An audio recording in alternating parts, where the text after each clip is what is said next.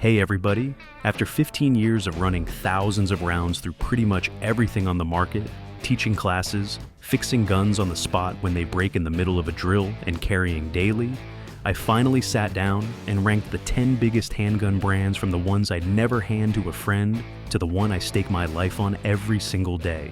This isn't some internet list copied from forums. This is real-world experience talking. Some of these picks are going to trigger people hard, and that's fine. Drop your hate or your agreement in the comments when we're done, because I read every single one. Let's jump in. Starting at the absolute bottom, the guns that should come with a skull and crossbones warning label, we have the infamous Saturday Night Special family. Lorcin, Raven, Jennings, Jimenez, Bryco, and a few other names that all came out of that wild Ring of Fire era in Southern California from the 70s through the 90s. The poster child everybody remembers is probably the Raven MP25, a little chrome or satin nickel 25 auto pocket pistol that you could buy new for $75 back in the day. And right now, on the used market, they still float between $50 and $150, depending on how shiny somebody polished it. Same story with the Jennings J22, the Bryco 38, or the Jimenez JA9, all basically the same gun with different logos slapped on the slide. These things are built from Zamok, that cheap zinc aluminum alloy that looks like steel for about 5 minutes until it starts cracking, peeling, or literally melting if you leave it in a hot glove box. The slides split right down the middle after a couple hundred rounds, the mimic pins walk out, the firing pins break off and turn the gun into a single shot, and the trigger sears are so poorly machined that I've watched them slam fire or just go off when the gun was dropped on carpet. The Bryco Jennings design was so bad, it became the star of one of the most famous gun lawsuits ever when a kid got paralyzed because the gun discharged while somebody was loading it. And that case basically bankrupted the company. There's no heat treating worth mentioning, no real safety mechanisms, no drop safety, no firing pin block, nothing. Some models didn't even have an extractor. So if a round didn't fire, you had to mortar the gun like a grenade launcher to get the case out. They're super light, usually under 12 ounces, they disappear in a pocket, and they're chambered in stuff you can still find anywhere, like .25 auto, .22 long rifle, or .380, which makes them tempting for somebody who's broke and scared. But here's the cold truth. These are the only firearms I've ever told students to throw in the trash instead of selling to the next guy. I'd rather carry a sharp stick than trust my life to one of these. The price looks hilarious today. $50 to $100 at a pawn shop or gun show table in the parking lot. But that cheap ticket buys you a grenade with a grip that's waiting for the worst possible moment to ruin your day. I don't care how nostalgic somebody gets about my first gun. There is zero excuse to own, carry, or hand one of these to anybody you care about. Full stop, life's too short for pot metal roulette. Climbing up to number 9, but still firmly in the I'd rather fight with a pointy stick territory, we've got Taurus, and yeah, I can already hear half the comment section loading their magazines. Relax, let me cook for a minute. The classic example everybody loves to hate or defend is the Taurus G2C and G3C series. Little 9mm polymer striker guns that you can still walk out the door with for right around $250 to $300 brand new, sometimes even less on sale. On paper, they're stupidly hard to beat. 12+1 capacity, decent textured grips, second strike capability on some models, and they even come with 3-dot sights that aren't total garbage.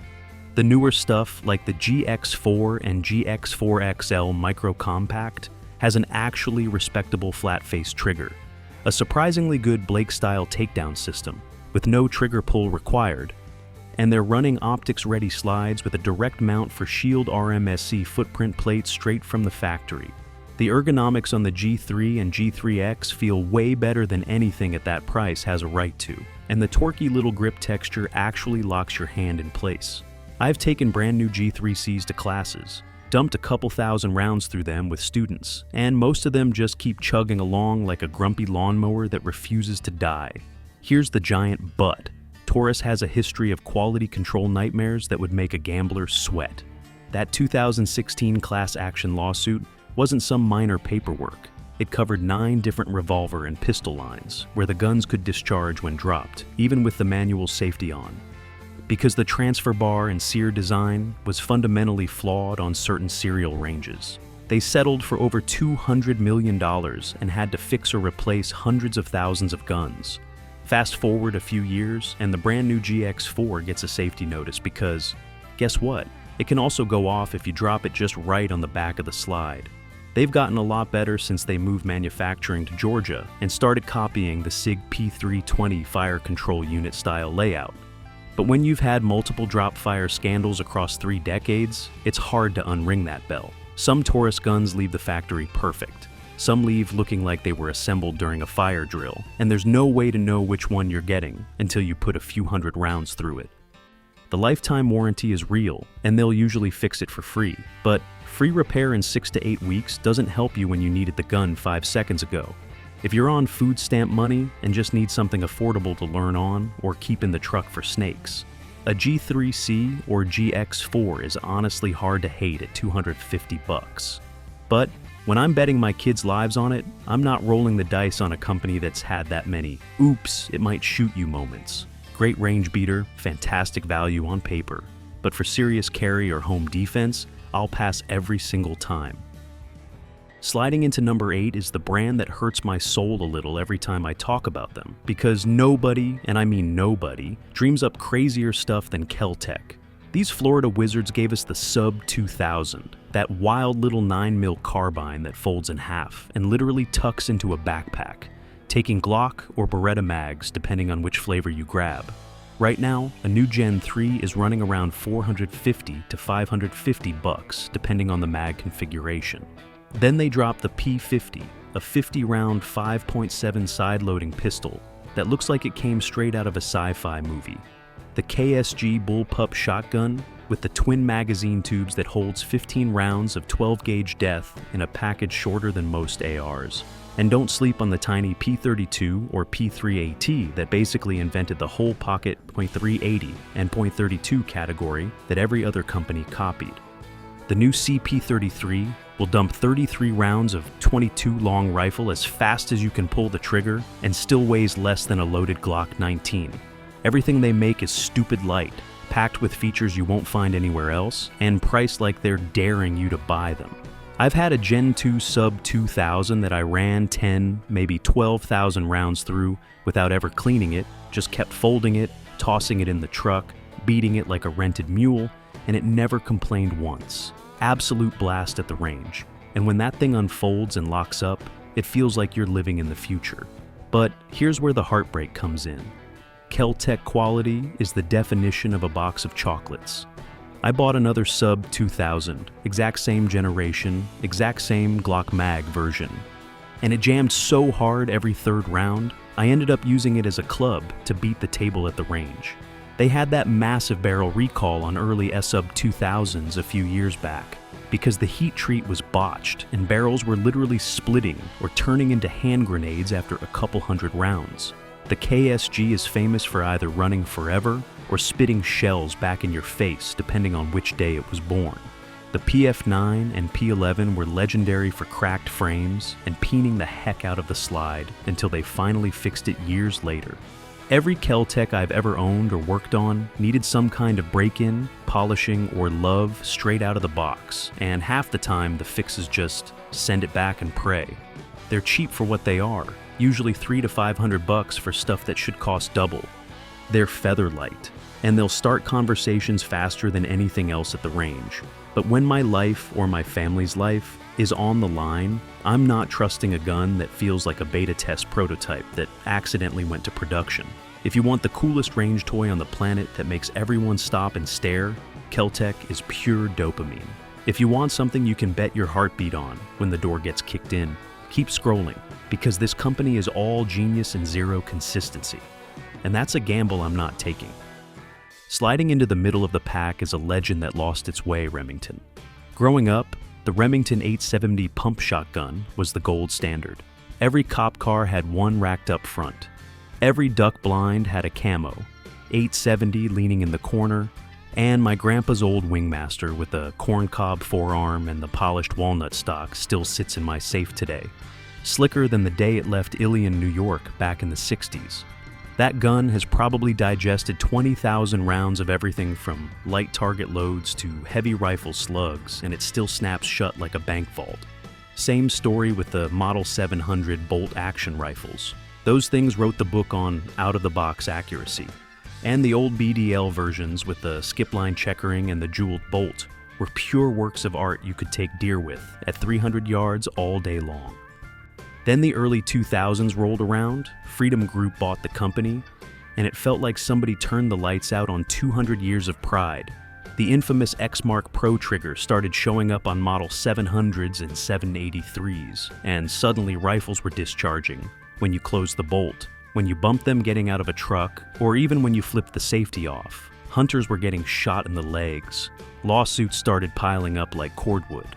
And Remington tried to fix it with a trigger replacement program that a lot of people felt was too little too late.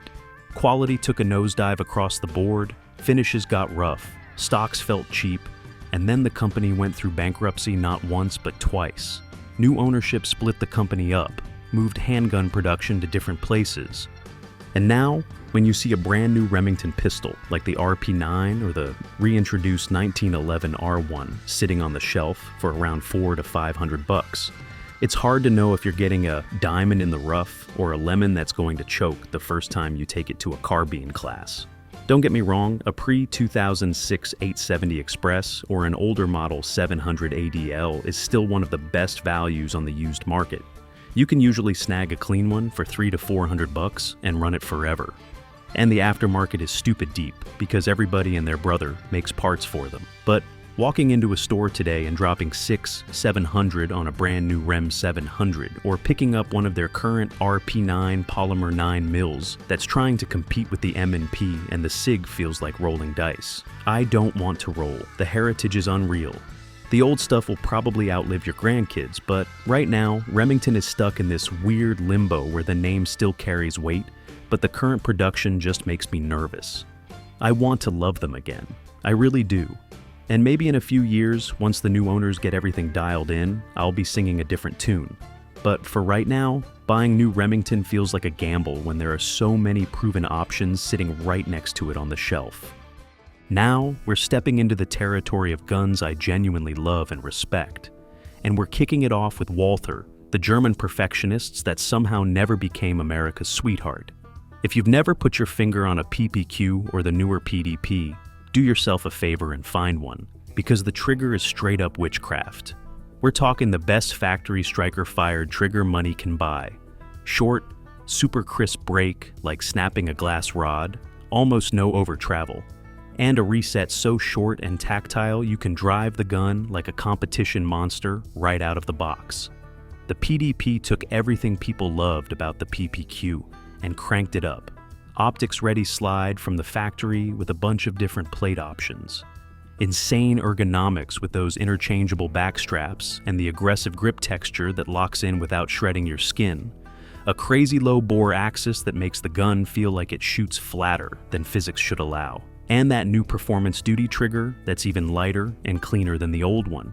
They also gave it a beefed up slide stop and mag release that actually work for lefties without any mods. Soft shooting doesn't even begin to describe it. Even in the compact PDP, you forget you're shooting 9mm or plus P. European police have been carrying variations of the P99 and PPQ for over 20 years, with basically zero scandals, which says everything when cops beat the snot out of guns every day. Build quality is pure German over-engineering. Steel guide rod, fully machined slide cuts, and tolerances so tight you'd think they assembled it in a clean room. Right now, a full-size PDP with the 4.5-inch barrel runs about $650 to $700 street price. The compact is closer to $600, and the optics-ready versions are barely more. For that money, you're getting a pistol that outshoots guns costing twice as much in the right hands. So, why isn't Walther sitting at the top of every list? Simple. America treats them like the cool foreign exchange student nobody asked to prom. Walk into 90% of gun shops and you'll see walls of Glocks, Sigs, and Smiths. But maybe one lonely PDP on the shelf if you're lucky. Holsters? Good luck finding anything but the cheapest nylon junk in stock. You're ordering kydex online and praying it shows up before your next class. Magazines are 20 rounders of pure joy when you find them, but half the time they're back-ordered. Want night sights, a better trigger, or a weapon light that actually fits? Get ready to hunt. Even a lot of armorers look at you funny when you bring one in for work because they just don't see enough volume. Walther is the definition of a sleeper hit. Absolutely phenomenal performance, gorgeous looks, and a shooting experience that ruins you for everything else. But you have to be the kind of person who's okay planning ahead, ordering parts, and maybe waiting a week or two when something wears out. If you love standing out at the range and watching jaws drop when people try your trigger for the first time, Walther is pure heaven. If you want the same holster, mags, and parts availability you get with the big mainstream dogs at 8 o'clock on a Friday night, it's going to drive you nuts. Me? I carry a PDP compact appendix every day, and I'll never apologize for it, because when that gun comes out, it works. And it works better than almost anything else on the planet. It's just that supporting it in the real world takes a little extra love. Right above them sits the ultimate blue-collar, lunch pail, red, white, and blue workhorse that never gets the hype it deserves, Ruger. If you've ever stepped foot in a Walmart, a rural gun counter, or your buddy's safe, you've seen a sea of black and stainless Rugers staring back at you, and there's a damn good reason they're literally everywhere. Start with their revolvers. The GP100 is a 6-shot, .357 Magnum beast with a full underlug barrel, triple locking cylinder, and a frame so overbuilt you could probably use it to drive tent stakes. Guys run thousands of full-house buffalo bore loads through these things, and the only thing that ever wears out is the grips. The little SP101 in 327 Federal or 355 is the snub-nosed king for pocket carry. 5 or 6 rounds of pure tank-like reliability that laughs at plus P pressure all day long. Then there's the legend that taught 3 generations how to shoot, the Ruger 1022. That little semi-auto 22 has been customized into everything from bench rest tack drivers to full-on tactical trainers, and I've personally watched one cross the 150,000 round mark with nothing more than a couple extractor springs and a smile. Jump to their centerfire rifles and you've got the Mini 14 that's still serving ranchers and patrol deputies, the PC carbine that takes Glock mags and folds up neat, and the Ruger American series that shoots way above its $400–500 price tag. On the pistol side, the new RXM in 9mm just dropped, and it's already flying off shelves at around $150 street price, giving you optics-ready, ambidextrous controls, a crisp trigger, and 17+1 capacity in a package that feels shockingly good for the money. The Security 9 and EC9s hover right around the $300–350 mark and have become the default first handgun for half the country because they just refuse to break, even when brand new shooters limp wrist the hell out of them. The SR9 and SR40 were solid guns that came out a decade ago with loaded chamber indicators, adjustable back straps, and one of the earliest really good factory striker triggers. Yet, they never got the love that Glock or M&P did. Same story today with the Security 9 and the new RXM. They run like sewing machines, but you don't see big departments issuing them. The aftermarket is decent, but nowhere near Glock level insane. And holster selection is solid, but not universal. Ruger basically said, we're gonna build tough, simple, crazy reliable guns and sell them for less than everybody else. And they've stuck to that formula since Bill Ruger Sr. was still walking the factory floor. That means you're not getting the latest modular fire control unit. You're not getting 12 different grip modules or a trigger that breaks like glass. But what you are getting is a firearm that will still be running 50 years from now, when half the trendy brands are footnotes. If you want prestige, flex on Instagram, or a safe queen that wins internet arguments, look elsewhere. But if you want a gun that shows up to work every single day, never complains, never asks for much, and costs about the same as a decent dinner for 4, Ruger is the people's champ, plain and simple. Coming in hot at number 4, and I already know this one's gonna spark some heated comments, is Springfield Armory, a company that builds some of the flat-out best shooting handguns on the planet, yet still carries baggage that keeps them from climbing any higher on my personal trust list. Let's start with the little monster that rewrote the conceal carry rulebook, the Hellcat. When that micro-compact 9mm dropped a few years ago, it was the first one to legitimately cram 11 flush-fitting rounds, or 13 with the extended mag, into a package so thin and light, you literally forget its riding appendix all day.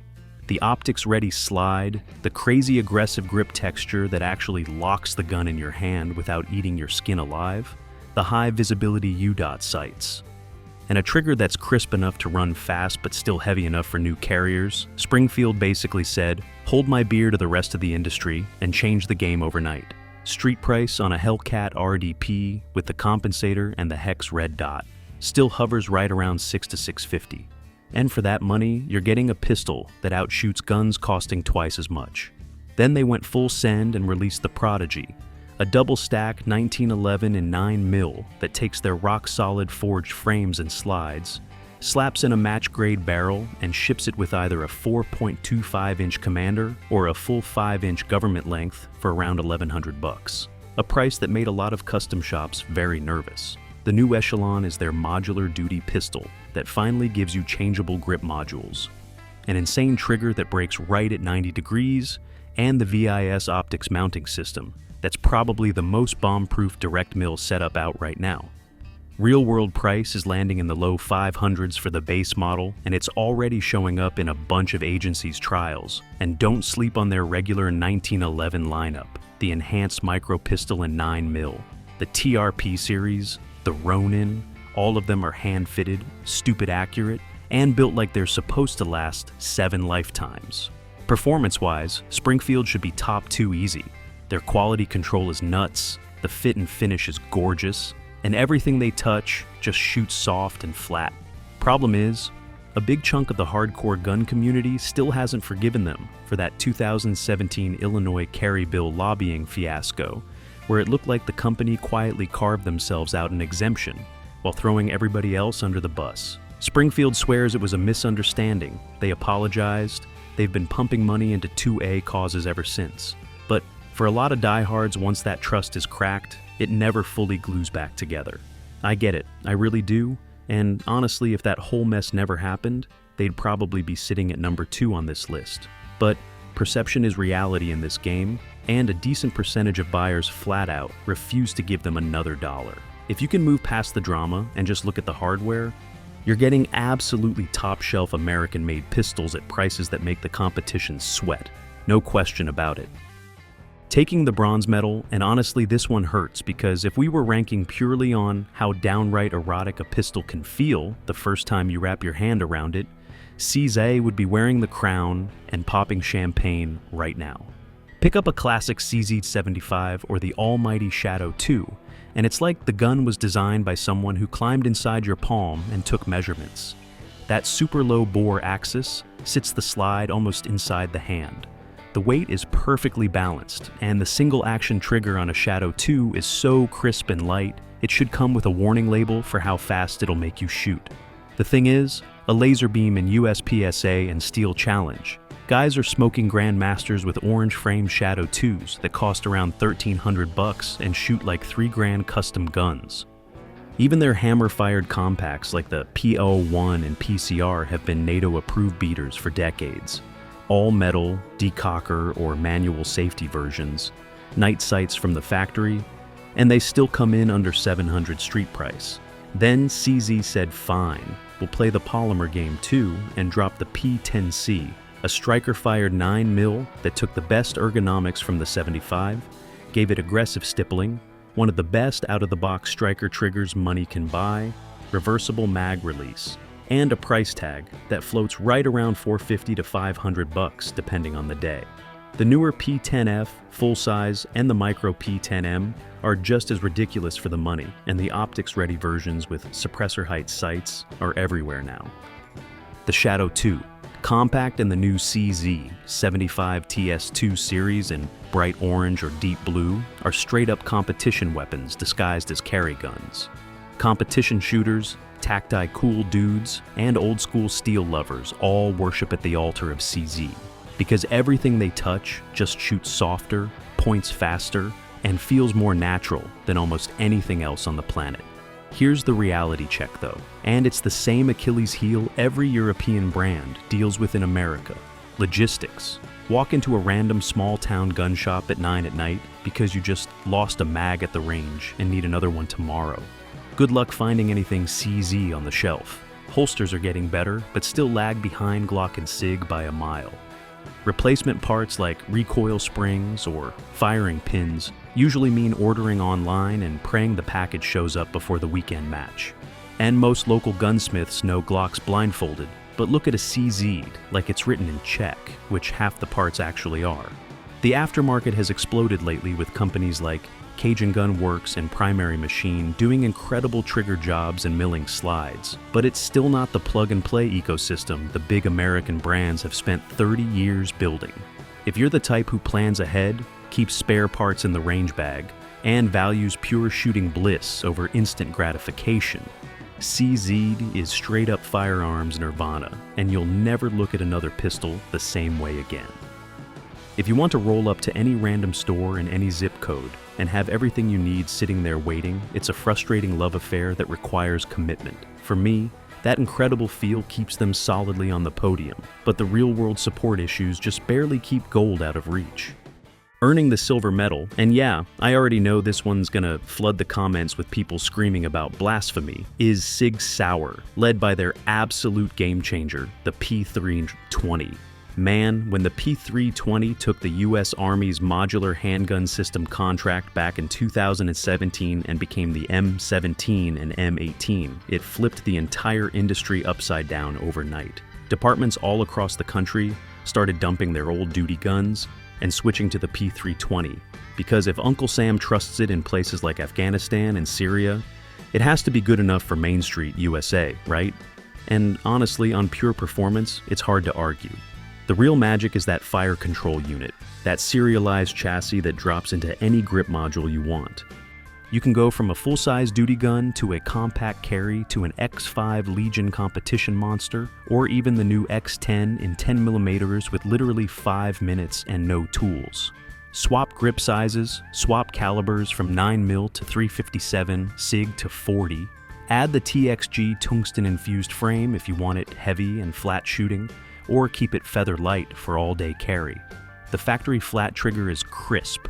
The bore axis is stupid low, so it shoots softer than almost anything else in the striker world. And out of the box, accuracy is ridiculous, like 2-inch groups at 25 yards ridiculous if you do your part. Throw on a Romeo 1 optic or the new Romeo X, toss in an X-series slide with the lightning cuts, and you've got a pistol that looks like it costs twice as much. Street price right now is anywhere from about $500 for a basic M18 surplus or gray frame model, all the way up to $900 or $1,000 for a tricked out Spectre comp with the gold barrel and compensator. Aftermarket support is absolutely insane. Holsters, lights, mags, every company on earth makes something for the P320 now. I've taken them through 2-day fighting carbine crossover classes, dumped them in sand, ran them in pouring rain, shot thousands of rounds suppressed and unsuppressed, and they just keep running like a sewing machine. But here's the elephant in the room that keeps Sig from taking my personal #1 crown. That drop fire nightmare that still won't go away. Early 320s could, under very specific angles and impacts, discharge without the trigger being pulled.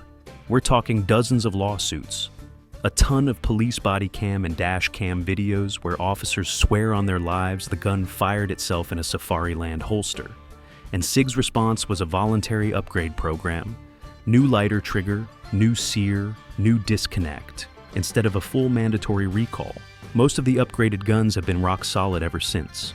And the military guns never had the issue because they were built heavier from day one, but voluntary and most aren't words I love hearing when my heartbeat is riding on the fact that the bang switch only goes off when I decide it does.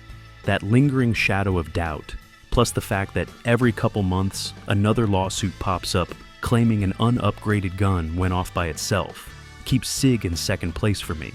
They are, on paper, one of the most capable, modular, accurate, and widely adopted pistols on the planet right now, and if that drop fire scandal had never happened, they'd probably be wearing the crown.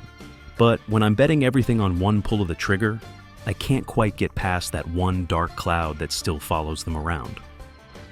And finally, sitting unchallenged at number 1, the brand I carry every single day, and the one I'd hand to my wife, my kids, or my best friend without a second thought, is Smith & Wesson.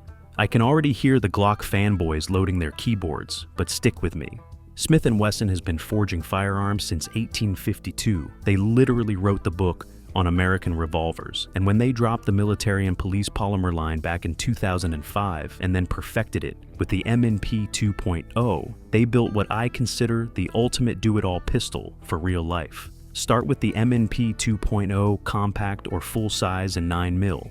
Right now you can grab a brand new optics-ready compact with the 4-inch barrel for around $450 to $500 out the door, sometimes even less on sale, and that thing is stupid reliable. The grip texture is aggressive but not cheese grate or bad. The interchangeable backstraps actually fit normal human hands, and the low bore axis keeps the muzzle flip way down, so follow-up shots feel like you're cheating. The factory trigger still isn't a 1911 or a Shadow 2, but the 2.0 reset is short and audible, and Apex or Overwatch Precision can turn it into glass if you want to spend another $100. They come optics ready from the factory now with the CORE plate system, or the newer Spec series that ships with a threaded barrel and suppressor height sights. The Metal series brought back an all-steel frame version that shoots like a dream if you like a little weight. And the Shield Plus cranked micro-compact capacity up to 13+1 or 15+1 in a package you barely notice on your waistband all day. I've run my personal 2.0 compact through 2-day tactical courses, rainstorms that turn the range into soup, snow, dust, thousands of rounds of cheap steel case and hot defensive ammo, and I've literally never had a single malfunction that wasn't induced on purpose for training. Law enforcement adoption is massive. Walk into any decent-sized department, and you'll see M&Ps on hips because they pass every torture test the FBI and big city qualification boards throw at them. Parts and mags are everywhere. Every gun shop in America has them on the shelf. Holsters from Tier 1 and PH-Elster and Tenacor drop the same day you buy the gun. And if something ever does break, Smith's warranty is painless. Yeah, there was that one shield lower trigger bar issue back in 2013, but they owned it immediately, fixed every single gun for free overnight. And it never became a pattern like some other brands we've talked about. They're not trying to reinvent the wheel every year. They just quietly make the same pistol a little better every couple seasons. And that boring consistency is exactly why they're number 1 for me. When the absolute worst day of your life shows up and you need a tool that simply refuses to fail, Smith & Wesson M&P is the quiet professional that clocks in, does the job, and lets you go home to your family. That's why it's my top pick, and that's why it's staying on my hip until something truly better comes along. There's the list, from outright dangerous to the one riding on my hip right now. I know half of you are already typing furious essays about why Glock isn't even on here, or why your favorite should be higher, and I'm here for it. Drop your thoughts below, keep it respectful, and let's talk. If this helped you decide what to buy or what to stay away from, smash the like button, subscribe, and tap the bell, because next week we're doing the best concealed carry options under $500 that actually work. Stay safe, train often, and always carry the gun that gives you zero doubts when everything's on the line. See you in the comments.